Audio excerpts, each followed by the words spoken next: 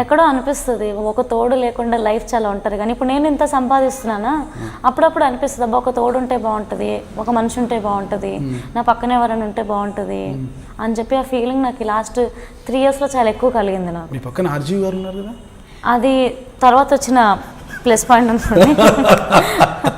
RGV గారు ఆయనతో ఆ అనుబంధం వేరు. ఆయనతో పాపం ఇప్పటివరకు నేను ఎప్పుడు పర్సనల్గా కలిసి మాట్లాడింది లేదు. ఆయన నాకు ఇలా నా కోసం ట్వీట్ ఎందుకు చేశారో తెలీదు, మెయిల్ హౌస్ నుంచి వచ్చిన తర్వాత కలవలేదా?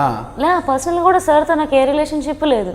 ఇంటర్వ్యూ చేశారు కదా? ఇంటర్వ్యూ ఒకటే చేశా అంతే. పర్సనల్గా నేను ఎప్పుడు కలవలేదు. ఒకసారి ఆ బిగ్ బాస్కి వెళ్తున్నా అని చెప్పి కలిసి చెప్పాను అంతే. ట్వీట్ చేశారు. కానీ ఆయన పాపం నా కోసం చాలా చేశారు. హర్యానాతో మూవీ తీస్తున్నారని విన్నాను. నేను విన్నాను, సార్తో మాట్లాడా.